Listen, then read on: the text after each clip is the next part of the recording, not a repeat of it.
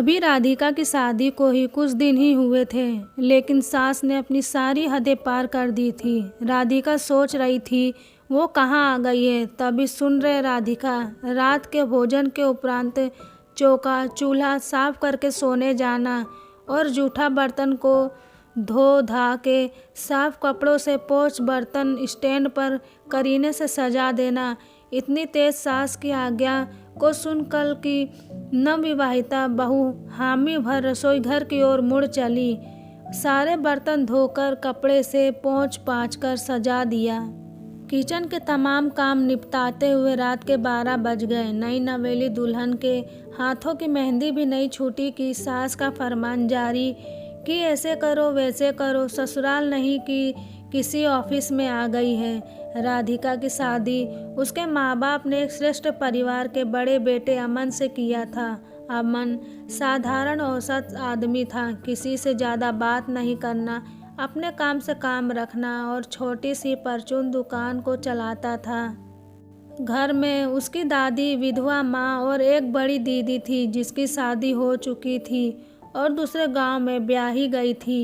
एक छोटा भाई भी है जो कि शहर में की पढ़ाई कर रहा, लेकिन अमन अपने गांव में ही रह गया था और घर के बाहर छोटा सा दुकान खोले हुए था और खेती बाड़ी भी देख लेता, जिससे साल भर अनाज पानी थोड़ा बहुत दलहन वगैरह उपज लेता।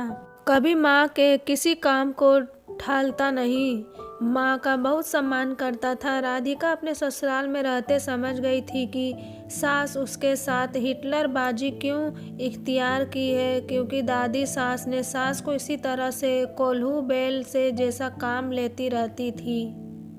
अमन की माँ को चैन से बैठने नहीं देती, जिससे घुटने घिस गए थे और वो ज़्यादातर बैठी रहती, लेकिन वही सब कुछ अपनी बहू के साथ इतिहास दोहरा रही थी, अपनी खुन्नस बहू पर निकाल रही थी। जो कुछ उनके साथ हुआ उसका बदला वो राधिका से ले रही थी। अब तक राधिका भी सास का मान रखती आई है, सास को कुछ नहीं कहती, वो जैसा बोलती जो बोलती राधिका चुपचाप कर देती। लेकिन कुछ साल बाद जब देवर की शादी हुई है, लेकिन देवरानी ने आते ही अपना रंग ढंग दिखाना शुरू कर दिया। शादी के दूसरे महीने ही अपने सारे बैग्स के साथ आंगन में देवर को लेकर खड़ी है। दादी सास और सास भोचक हो नई बहू को ताक रही हैं। ई नई की बहुरिया अभी आई है और कहाँ चल दी, इसकी नफासत तो देख लो, कहाँ जा रहे हो विमल। साथ में नई की बहुरिया भी सामान बांधे खड़ी है, अभी तो आई है, थोड़ा घर के कामकाज सीख ले और हम सबके सेवा भी नहीं की और तेरे साथ तैयार है जाने को, सास ने एक ही सांस में बोला।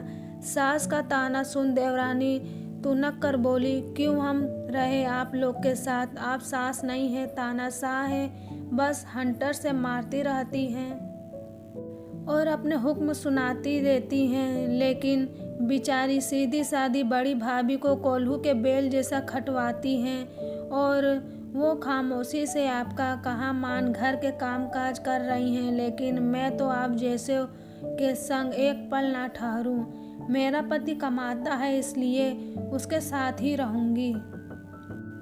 आपकी बंदिशों और बिला वजह के जुल्म को बर्दाश्त करना मेरे बस की नहीं।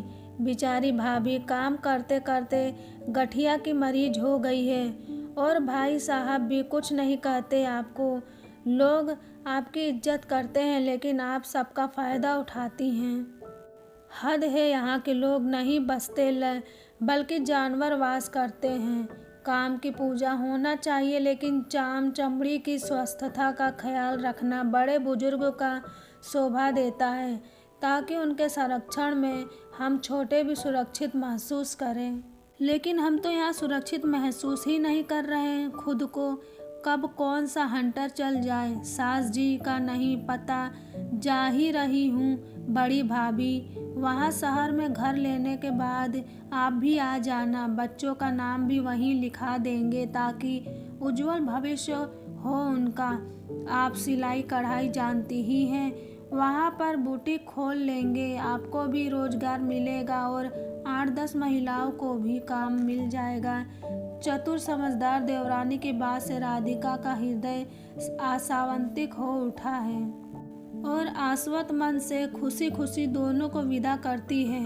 कुछ दिनों में भी अपने दोनों बच्चों के साथ शहर आ गई है और उसका सिलाई कढ़ाई का काम रंग लाया है। बुटीक में पहले 2 को रखा, फिर कुछ कपड़ों में स्टिचिंग का ऑर्डर होने लगा, तब उसने 4 रखा। 2 साल में राधिका का बिजनेस दिन दुगनी रात चौगुनी तरक्की कर गया है। उसने बैंक से लोन लेकर एक ब्यूटी खोला। अमन भी शहर आ गया है, अपनी पत्नी के व्यापार में हाथ बटा रहा है। कभी कभार सास और दादी भी आ जाती हैं, लेकिन राधिका ने दोनों का मान सम्मान को हमेशा बरकरार रखा है। उनको वैसे ही आदर देती हैं जैसे पहले दिया करती थी। फ़र्क बस इतना है कि अब वो अपने मन की मालकिन है और कमाऊ भी। देवरानी जेठानी ने 2 फ्लैट को एक में जोड़कर रहना पसंद किया है। राधिका आज भी देवरानी को सच्ची सहेली और हितैषी मानती है। जानती है कि वो आज जो भी है देवरानी की वजह से है। उनसे ही उनको उड़ना सिखाया है, वरना गांव में मेढक ही बनी रहती। वो हर समय अपनी देवरानी का धन्यवाद करती है। आज राधिका बहुत खुश है। बच्चे भी अच्छे स्कूल में पढ़ रहे हैं। राधिका की एक ही अलग पहचान बन गई। थोड़ी हिम्मत, साहस और देवरानी का साथ ने राधिका को बहुत कुछ दिया है।